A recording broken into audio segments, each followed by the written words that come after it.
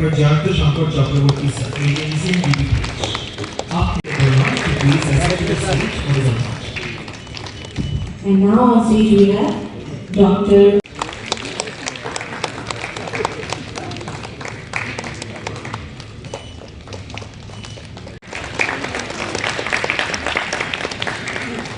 And last, a teacher, a tech-savvy thinker, a philosopher, or even an entrepreneur.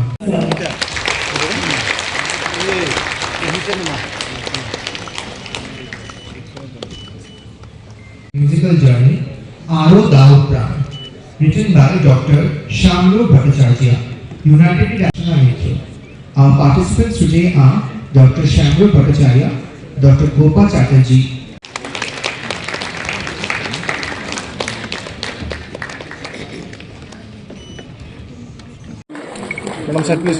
Next on stage, we request Dr. J.M. Datta sir to please receive his reward. Next we will be introducing Dr. Sambhu Reddy Reddy sir.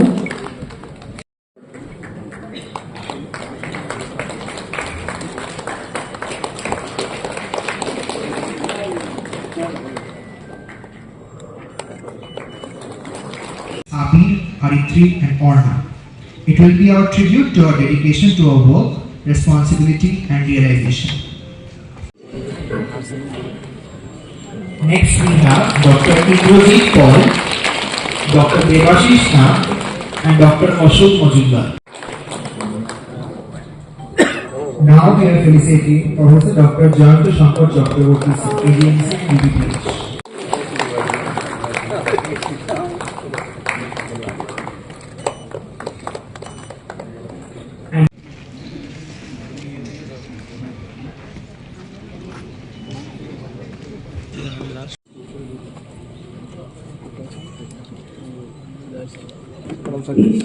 From side, please.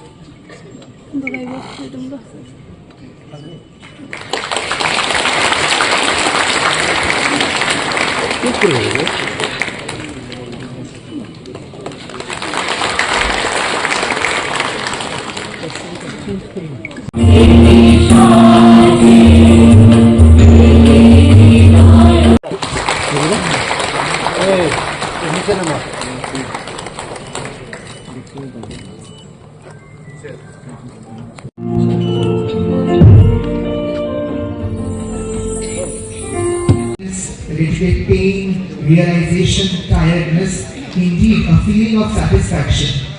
Director of Family Welfare and PM Government of Tripura. We have Professor Dr.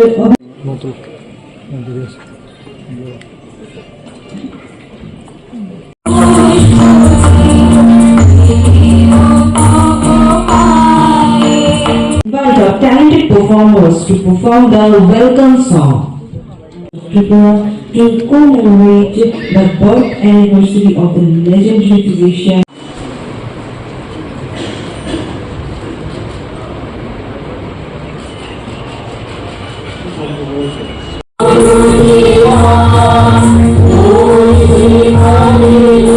A privilege to welcome you all to the National Doctors' Day celebration.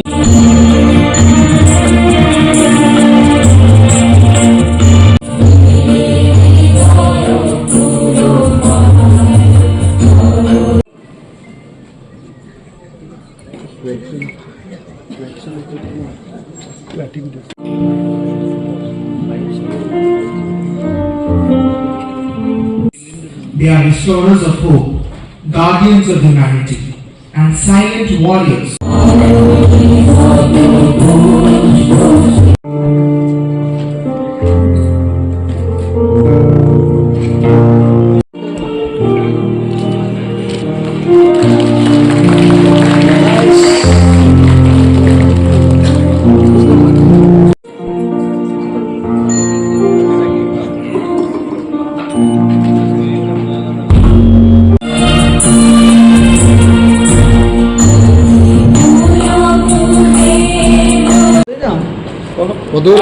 বন্ধ করলে কালা হইব।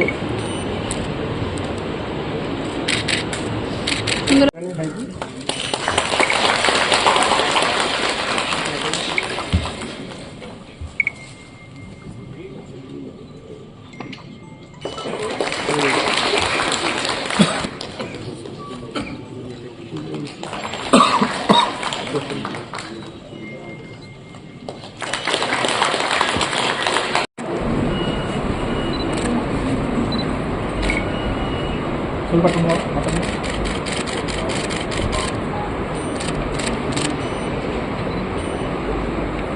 এটা দেখা যাচ্ছে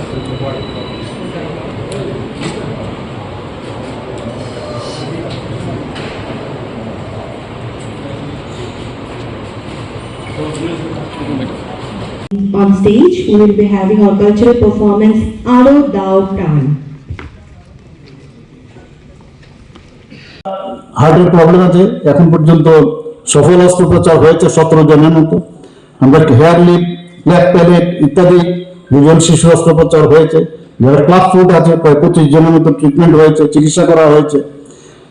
যাদের শ্রবণ সমস্যায় ভুগছেন 6 জন শিশুকে বিনামূল্যে এই যে শ্রবণ যন্ত্র প্রদান করা হয়েছে।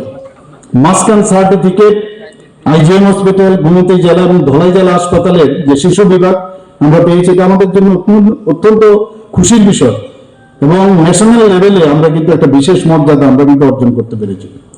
আমরা সবাই জানি একটা সুস্থ সমাজে একটি শক্তিশালী রাষ্ট্রের ভিত, আর এই সুস্থ সমাজ গঠনের অন্যতম প্রধান কারিগর হচ্ছে আমাদের চিকিৎসক সমাজ।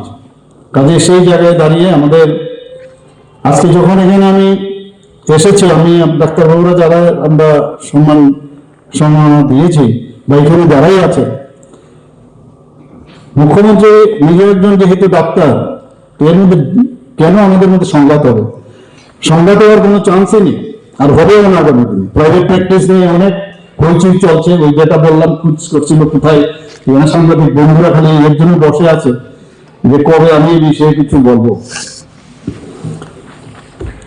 দেখুন, আমি কালকে একটা নোট আমি দেখছিলাম, সেই নোটের মধ্যে আমার তো মনে হয় না যে আমাদের সরকার এইভাবে, আমরা ডাক্তারদের বললাম যে ভগবানের পরে ডাক্তার, আর এখানে আমি যে নোটটা আমি পড়ছি 1979 নোটটা কি লিখেছেন?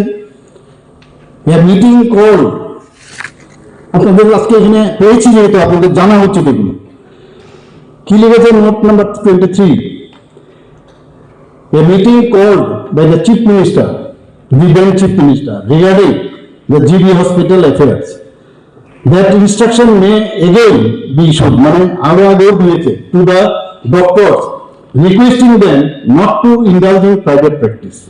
এটা নতুন কিছু না, তৎকালীন সময়ে কিন্তু ওরা করেছে, কিন্তু ভাষাটা দেখুন কি লিখেছে। I feel, মানে secretary to the government of Tripura, health secretary, I feel that the routine repetition of these instructions may not be of much use unless it is followed up by the initiating disciplinary action against those who are doing so. The question of getting evidence, however, is a tricky one, and I feel the best alternative would be to request Vigilance Department to keep a special lookout and to make intensive investigation on a selected basis. On the assumption that the Vigilance Department would do so, we can then issue a circular warning all the doctors that Vigilance Department would follow up and make checks to ensure that the instructions are being observed. Though it appears or to suggest, I think a bogus patient concept on the lines of bogus customer concept normally used by the police may not be bad idea. ভগবানের পরে আপনাদের বলছে যে আপনারাই ভগবান, আর সেই জায়গায় লেখার স্টাইল দেখুন। এখনই ওই দলেরই লোক বলছে যে প্রাইভেট প্র্যাকটিস বুঝে সুঝে করা এইভাবে না নেওয়াটাই উচিত ছিল। আমি এদের যে বিচারিতা কোন জায়গায় যায়, আমি একজন এটা বের করেছিলাম, সাংবাদিক বন্ধুরা বলছিলেন, আজকে আপনাদের সামনে বলে দিলাম। আমার মনে আর প্রশ্ন করবেন না। এবারে কি বলছেন যে once this is done in 2 or 3 cases there will be some effect on the profession in general. এই হচ্ছে আপনার অবস্থা। যদিও আমি জানি, এবং এটা শুধু টরন্টো গভর্নমেন্ট মেডিকেল কলেজে ছিল না, ইন জেনারেল আমরা কি করছি। কারণ দেখুন, আমরা যখনই আমাদের কাছে মুখ্যমন্ত্রী সমিতি অনেকে আসেন, অনেক সময় খবর নেই, এসে বলে পাই না, সেই না ইত্যাদি। যারা সুপার স্পেশালিস্ট আছেন এখানে ডাক্তারবাবু বলছেন না, ওনারা তো আমাদের কথাই শুনুন না, কোন ডিসিপ্লিনে আসতে চান না, ওনারা না আছে কোনো মানে কখন আসেন কখন যান। তো সব জায়গার মধ্যে একটা যদি আমরা ডিসিপ্লিন না আসি, ফিনান্সিয়াল ডিসিপ্লিনের যেমন প্রয়োজন, কাজের বেলায় একটা ডিসিপ্লিনের প্রয়োজন। এবং সেই জায়গায় দাঁড়িয়ে আমরা যখন এই ডিসিশনটা নিলাম, আর শুধু আমাদের এমন না যে এটা শুধু ত্রিপুরাতে আমরা করেছি, private practice by government doctors is completely banned in the states of Bihar, Himachal Pradesh, Haryana, Maharashtra, Punjab এবং দিল্লি। আর আপনারা সবাই জানেন যে এইমস এর সাথে আমরা মুভ করেছি, এইমস এর ইনস্ট্রাকশন আমরা বললাম আমাদের এখানে সবকিছু আছে। এখানে একজন সাংবাদিক মহোদয় আমি দেখেছিলাম সেদিন, দেখাচ্ছে খুব ভিড় হয়েছে, সমস্ত দেখাচ্ছিলেন। আমি এইমসে তখন সেই সময় আমি এইমসে লিখেছি, তা আমি একবার বললাম ফটোটা তুলে ওনাকে আমি পাঠাবো, আমি ওনাকে বলেছি আপনাকে নিয়ে যাবো, এবার এইমসের ভিড়টা একবার দেখে আসুন। কিন্তু সেখানে তো কোনো সমস্যা নেই, তো ভালো। অর্থাৎ প্রাইভেটে পয়সা দিয়ে মানুষ কেন যাবে? হসপিটালে যাচ্ছে, ঠিক আছে, হসপিটালে আমরা অ্যাকোমোডেট কিভাবে করা যায়, টাইমলি যদি ডাক্তারবাবু থাকে তো ভালো। আমরা তো শুধু একমাত্র মেডিকেল কলেজে করছি, সেন্টার অফ এক্সেলেন্স করতে আমরা করতে চলছি। এরপরে অন্যান্য ইনস্টিটিউশন গুলো তো আমরা করতে পারি। এর মধ্যে কোনো আমাকে অনেকে জিজ্ঞেস করে এখানে করলেন, এখানে কেন করলেন না? আমি শুরু তো করি। এবং 7 পে কমিশন বারবার বলছেন প্রাইভেট এই যে নন প্র্যাকটিসিং অ্যালাউন্স, সেটা যদি আপনি দেন তাহলে কোনো সমস্যা নাই, এবং সেইভাবেই দিতে বলেছে 20%।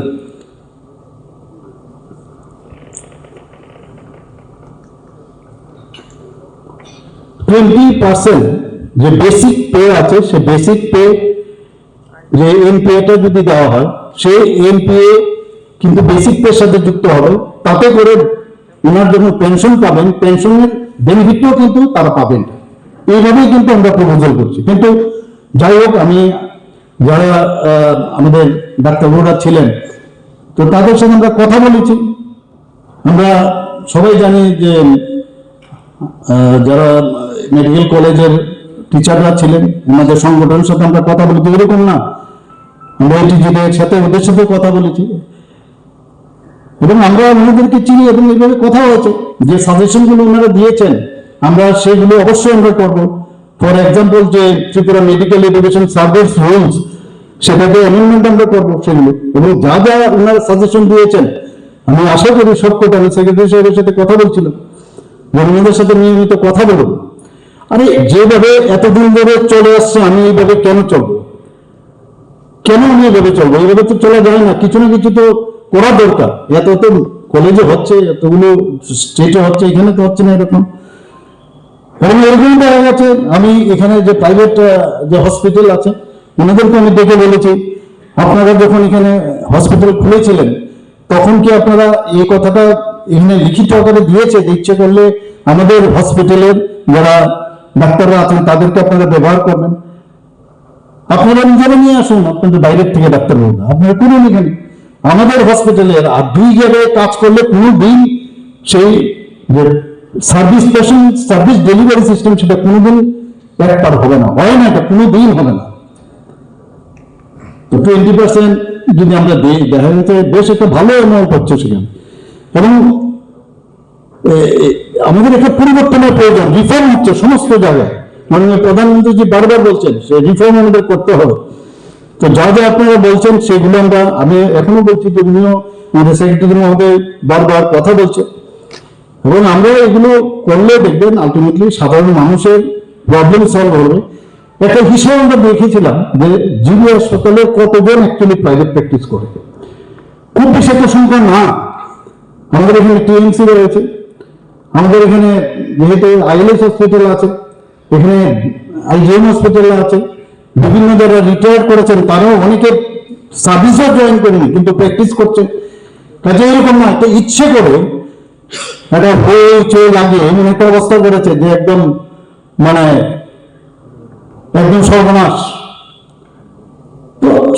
তো আজকের দিনে এটা আমি আবার বলছি যে এটা আগামী দিনে যখন এটা একটা প্র্যাকটিস হয়ে যাবে, কদিন বাদে দেখবেন আপনাদের কাছে এটা অ্যাক্লিমেটাইজ যেটা বলে অ্যাক্লিমেটাইজেশন হয়ে যাবে।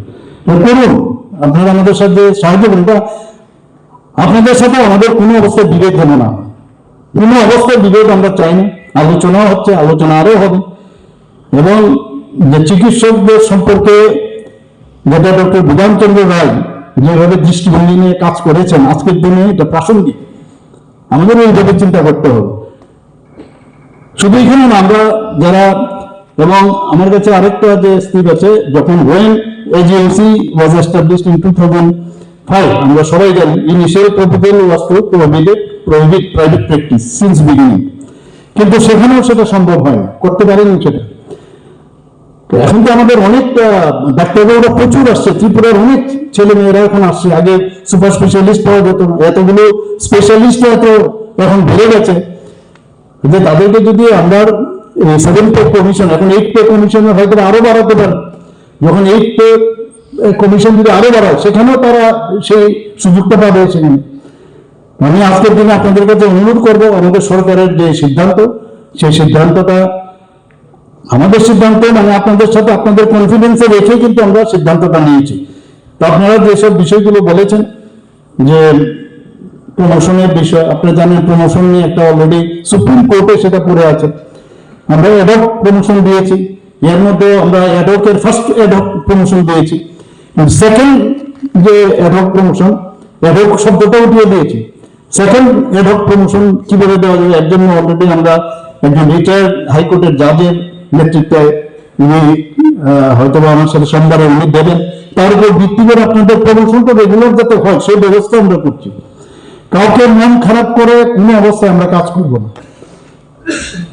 আপনারা গভর্নমেন্ট মেডিকেল কলেজ একটা সেন্টার অফ এক্সেলেন্স হোক, এই আশা রাখছি। এবং আসুন, সব চিকিৎসকদের প্রতি আমাদের যে সম্মান যেন দিনের প্রতিদিন উত্তরোত্তর বৃদ্ধি পায়, মানুষের যে আস্থা এবং বিশ্বাস সেটা আরো বেশি হোক। এবং মাননীয় প্রধানমন্ত্রী, আমরা সবাই জানি আধুনিক যাকে পশ্চিমবঙ্গের রূপকার বলা হয় ভারতরত্ন বিধানচন্দ্র রায়ের যে আজকের দিনে ওনার জন্ম, এবং একই দিনে অর্থাৎ 1882 সালের 1 জুলাই ওনার জন্ম হয়েছিল। আবার 1962 সালে একই 1 জুলাই ওনার জীবন অবসান ঘটে। আমরা সবাই এই বিষয়ে জানি। এরকম কিন্তু মানে হয় না সাধারণত, ব্যতিক্রমী বিষয়। বোঝা যায় প্রবাদ প্রতিম পুরুষ হিসাবে বলা যায় যে কিরকম ব্যক্তি আমাদের ডাক্তারদের মধ্যে এরকম একজন ব্যক্তি, এবং ওনাকে সামনে রেখে আমরা কিন্তু এখনো 1991 সালে যে 1 জুলাইকে জাতীয় চিকিৎসক দিবস হিসাবে ঘোষণা করার পর থেকে উনি আমাদের মধ্যে কিন্তু জীবিত রয়েছেন। এবং আমরা সবাই জানি পশ্চিমবঙ্গের দ্বিতীয় মুখ্যমন্ত্রী ভারতরত্ন ডক্টর বিধানচন্দ্র রায়। এবং আমরা এখনো দেখি যে ওনার যে জীবন যেভাবে উনি কাটিয়েছেন সেগুলো আজকে এই দিনেও কিন্তু প্রাসঙ্গিক। এবং ওনার যে জীবন দর্শন বা সততা, এবং উনি যেভাবে চিন্তা ভাবনা করতেন সমাজ ও রাজনীতি, কেউ এখনো কিন্তু ওনার প্রাসঙ্গিকতা ভুলে যাওয়ার নয়। আমরা সবাই জানি দেশ ভাগ যখন হয় ওই রকম একটা সংকটময় মুহূর্তে তিনি যেভাবে বাংলার হাল ধরেছিলেন, তা আজকের দিনও একটা সুশাসনের একটা, আমি বলবো একটা অনন্য দৃষ্টান্ত। আমরা এই যে পেশাগত জীবনে ডক্টর বিধানচন্দ্র রায়, যেটা সবাই বলে যে একজন কিংবদন্তি চিকিৎসক, যেভাবে উনি চিকিৎসা করেছেন গুড অ্যাডমিনিস্ট্রেটর হিসাবেও এখনো সবাই ওনাকে এই কারণে বলা হয় যে আধুনিক পশ্চিমবঙ্গের রূপকার। এবং সবচেয়ে বড় জিনিস, যিনি মুখ্যমন্ত্রী হওয়ার পরেও তিনি প্রতিনিয়ত নিয়ম করে সাধারণ ও দরিদ্র মানুষের বিনামূল্যে উনি চিকিৎসা করেছেন।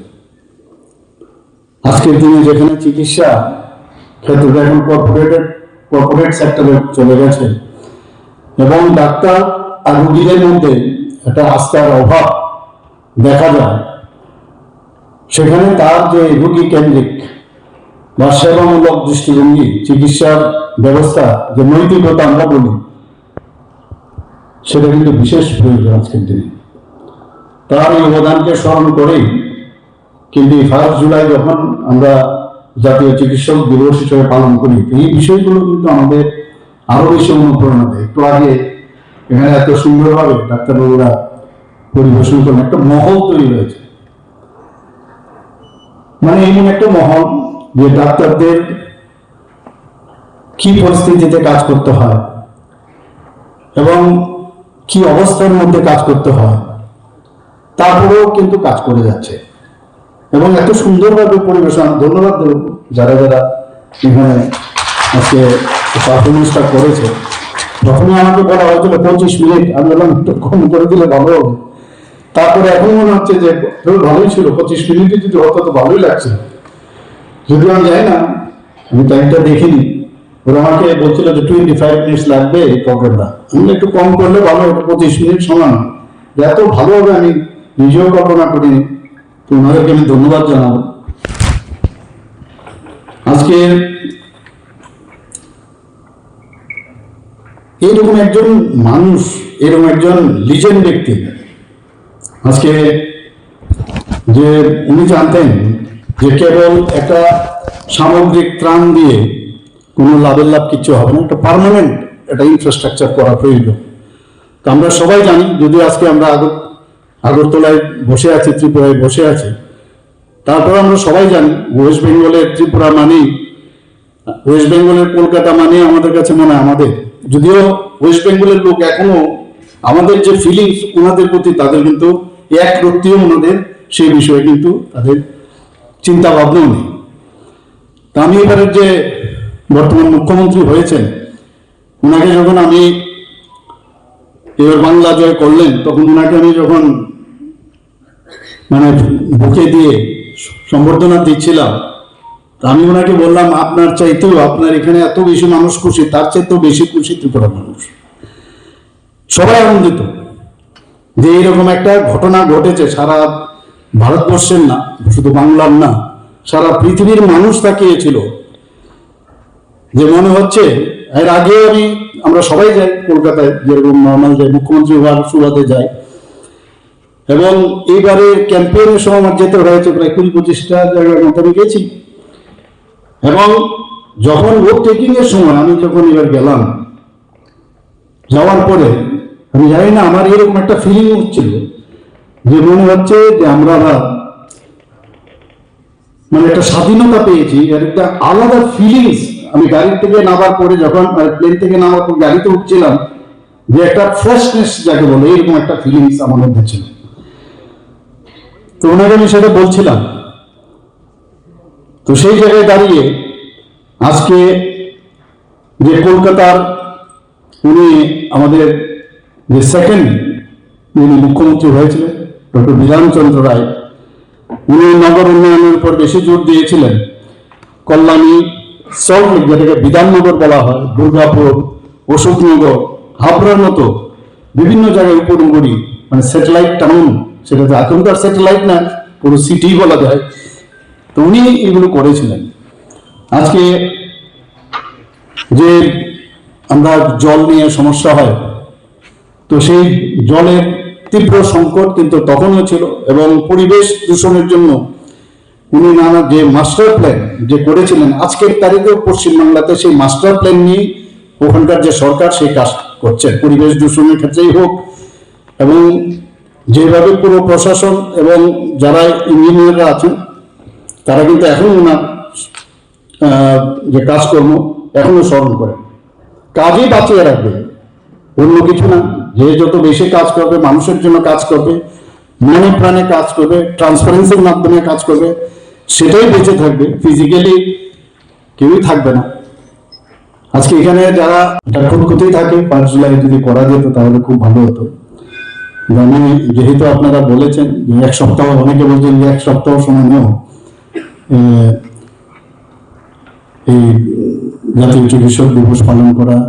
বেশিরভাগ 99.9% ডাক্তারবাবুরা আমার সমসাময়িক, কেউ কম বয়সেরও ছিল। আমি ওনাদেরকেও আমি ধন্যবাদ দেবো, কনগ্রেচুলেশন জানাতে চাই যে অনেকদিন বাদে ওনাদের সাথে দেখা হলো। অনেক কাজ করেছেন ওনারা, সমাজের জন্য, সাধারণ মানুষের জন্য পরিশ্রম করেছেন।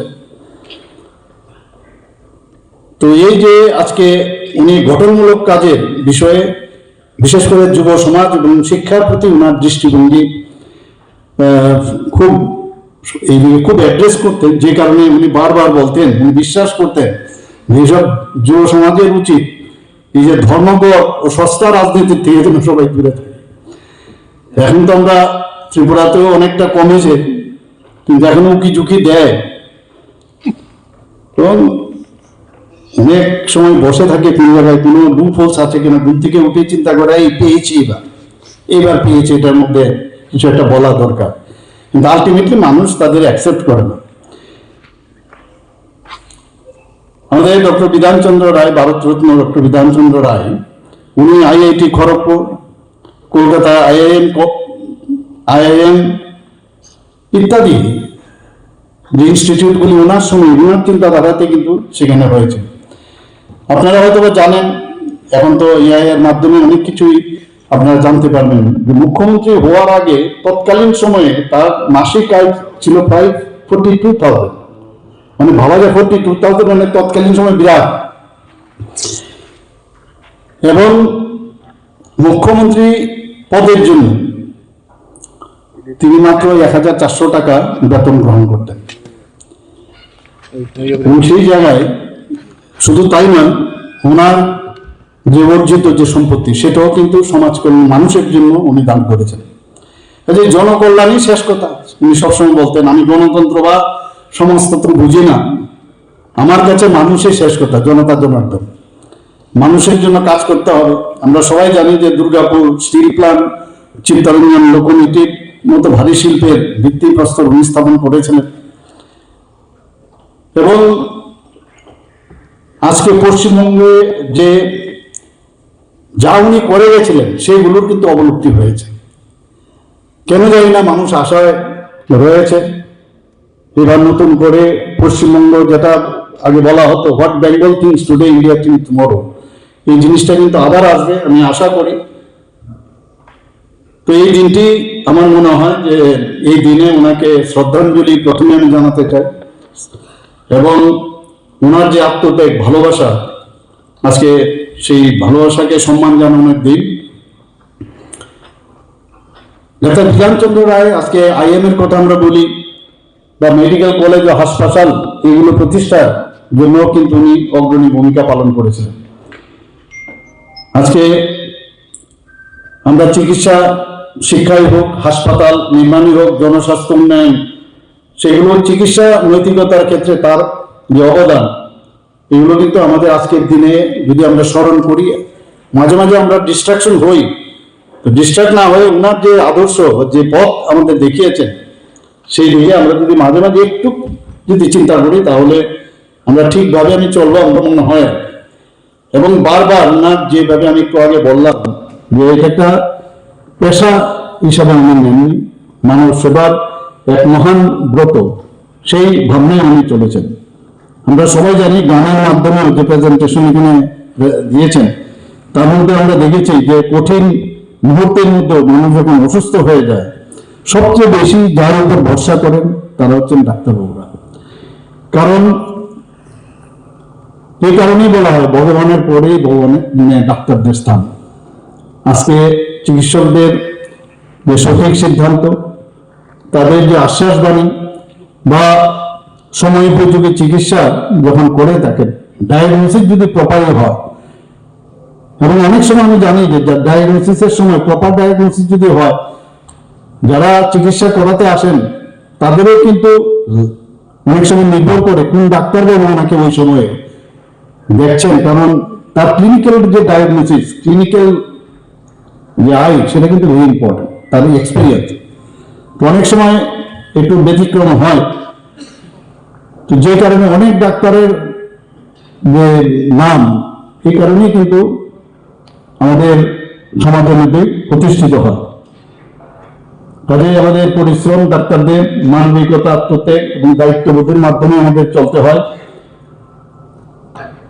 আজকে আমি প্রত্যেক যারা চিকিৎসকগণ এখানে আছেন, তারা মেডিকেল কর্মী, আশা কর্মী, স্বাস্থ্য সহায়ক, আমি ওনাদেরকে আজকের দিন আন্তরিক কৃতজ্ঞতা অভিনন্দন জানাচ্ছি। ডাক্তাররা দিন রাত যে কোনো উৎসব পার্বণ যাই থাকুক, ছুটি কিংবা পারিবারিক আনন্দ সবকিছুর ঊর্ধ্বে উঠে কিন্তু তারা কাজ করেন এবং এটা করাটাই স্বাভাবিক, এটাই হওয়া উচিত আমার মনে হয়। আজকে স্বাস্থ্য ক্ষেত্রে ত্রিপুরাতে আপনারা সবাই জানেন যে কথায় কথায় বাইরে চলে যেত। আমার কাছে যে রিপোর্ট আছে সেই রিপোর্ট অনুসারে প্রায় 80% রেফারেন্স যেটা হতো 80% কমে গেছে এই কয়েক বছরের মধ্যে। এটা কিন্তু চারটিখানি কথা না, কাজে এটা আপনাদের জন্য এটা হচ্ছে, সবাই মিলে আমরা কাজ করছি এরকম। আমরা সবাই মিলে কাজ করবো, কেন এটা 100% হবে না? আমরা আগরতলা গভর্নমেন্ট মেডিকেল কলেজ এবং জিবি হাসপাতালে আগে 727 বেডের সংখ্যা ছিল, সেই জায়গায় আজকে আমরা ডাবল 1413টা আসন হয়েছে। Super speciality critical care block, communicable disease centre সহ আধুনিক স্বাস্থ্য যে পরিকাঠামো সেটা আমরা করেছি। জিবিপি হাসপাতালে আমরা আপনার সঙ্গে আমরা ডোনার মিনিস্ট্রি থেকে আমরা প্রচুর টাকা পেয়েছি, সেই জায়গায় সেখানে মা ও শিশু স্বাস্থ্য বিভাগ মাদার এন্ড চাইল্ডের সেটা নির্মাণ কাজ চলছে।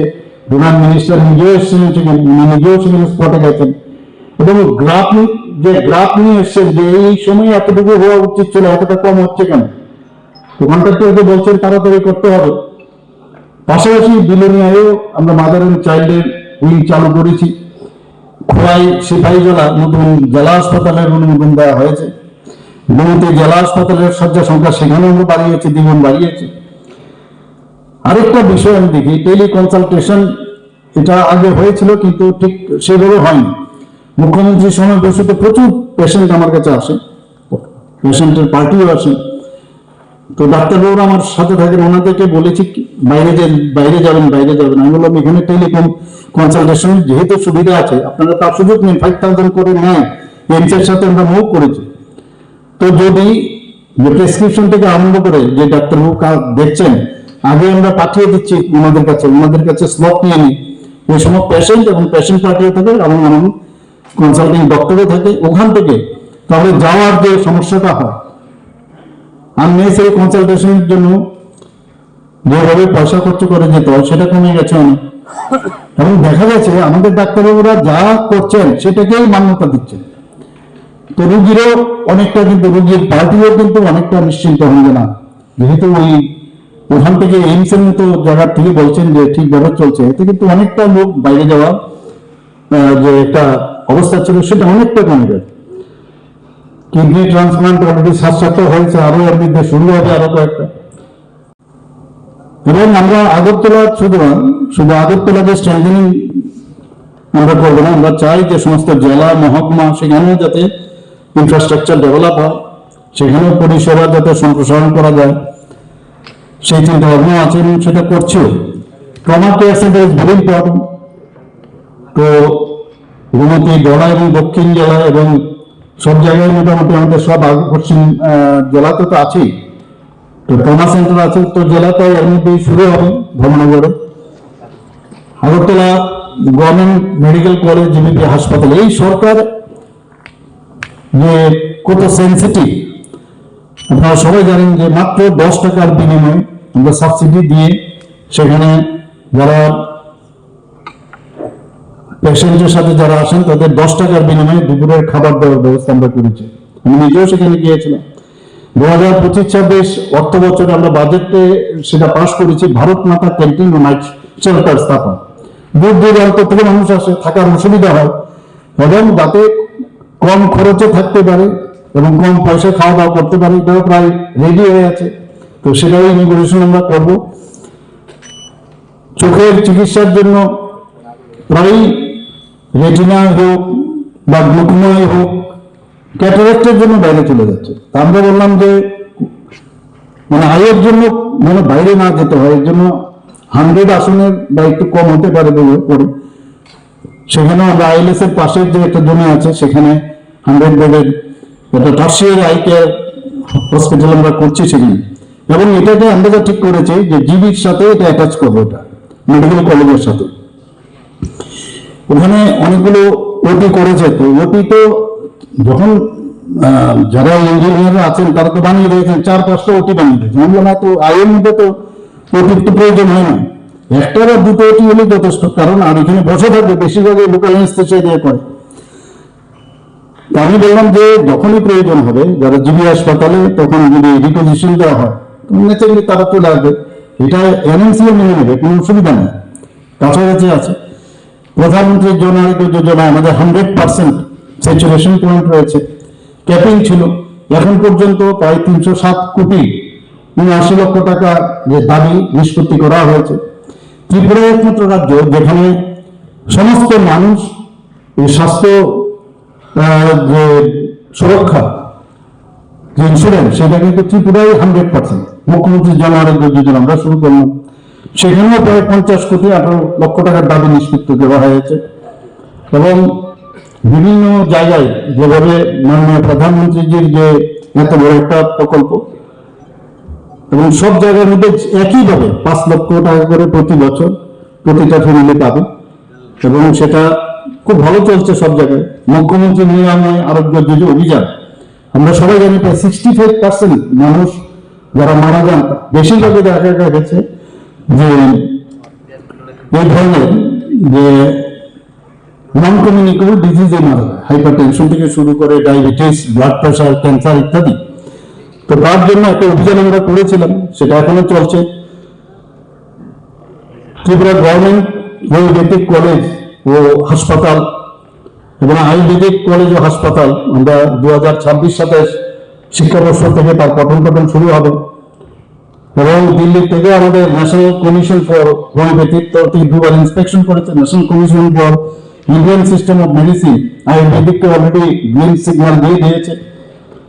সেখানে 60 আসন সেখানে থাকবে, সেখানে উদয়পুর টেপানিয়ায় হবে আয়ুর্বেদিক কলেজ, সেটাও 26-27 অর্থবর্ষে ছিল। এখন আমরা দেখলাম অনেক সময় কাজ করতে গিয়ে অনেক জিনিস বোঝা যায় যে ত্রিপুরা যে আমাদের সেন্ট্রাল ইউনিভার্সিটি আছে, সেখানে আমাদের যেতে হয়, সেখানে মেডিকেল সম্পর্কে তাদের অনেক সময় ধারণা থাকে না, বুঝতেও পারে না অনেক সময়।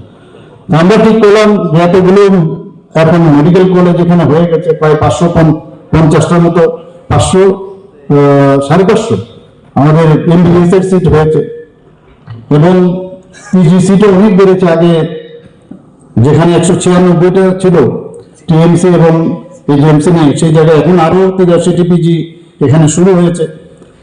তো সব মিলে আমাদের যেহেতু মেডিকেল, ডেন্টাল এবং হোমিওপ্যাথিক, আয়ুর্বেদিক হচ্ছে, এএনএম, জিএনএম, ফার্মাকোলজি, তো কেন আমরা নিজেরাই ইউনিভার্সিটি করবো? আমরা সেটা পাস করেছি Tripura university of health service করে, ক্যাবিনেটে পাস করেছে এবং বিধানসভায় সেটা পাস হয়েছে। আমরা এর মধ্যে আগরতলা গভর্নমেন্ট ডেন্টাল কলেজে, সেখানেও ডোনার মিনিস্ট্রি থেকে আমরা প্রায় 202 কোটি টাকা পেয়েছি। সেটা নিয়ে আমরা নতুন বিল্ডিংও আমরা আইজিএমএ করছি, এবং অন্যান্য বিভিন্ন জায়গায় হোস্টেল ফেসিলিটির জন্য সেই ব্যবস্থা আমরা করছি। 2026-27 অর্থাৎ এপ্রিল-মে পর্যন্ত টিকাকরণ একটা কর্মসূচি, একটা ভেরি ইম্পর্টেন্ট পার্ট। সেখানে 81.7% আমরা শিশুদের টিকা অলরেডি প্রদান করা হয়েছে। মুখ্যমন্ত্রী সুস্থ শৈশব ও সুস্থ কৈশোর অভিযানে 1 থেকে 19 বছর বয়সে আমাদের টার্গেট ছিল 100%, সেটা হয়েছে। 10 লক্ষেরও বেশি শিশু ও কিশোরদের আমরা কিন্তু সেই যে অভিযান, তাতে করে পুষ্টি ও স্বাস্থ্য পরিষেবা আমরা পৌঁছে দিয়েছি। 48টি মোবাইল হেলথ টিম চালু হয়েছে, যারা রাষ্ট্রীয় যেটা আরবিএসকে অধীনে যারা জন্মগত ত্রুটি বা বিকাশজনিত প্রতিবন্ধকতা তাদের স্ক্রিনিং করা, এবং রাষ্ট্রীয় বাল স্বাস্থ্য কর্মসূচির আওতায় রাজ্যের বিভিন্ন স্কুল, অঙ্গনবাড়িতে 0 থেকে 6 বছর বয়সী এখন পর্যন্ত 45,000-এর উপরে, এবং 6 থেকে 18 বছর বয়সে যারা আছেন 50,000 উপরে শিশুদের স্বাস্থ্য পরীক্ষা করা হয়। এতে করে যারা বিভিন্ন রোগ, অপুষ্টি, বিকাশজনিত বিলম্ব ইত্যাদি প্রবলেম হয়, তাদেরকে স্ক্রিন করা হয় এবং ট্রিটমেন্ট করা হয়। যারা ডোনার তারা দুজনেই সবাই ভালো আছেন। দেশের স্বাদের আনন্দ লংতরায়। লংতরায় রান্নায় তোমাকে চাই।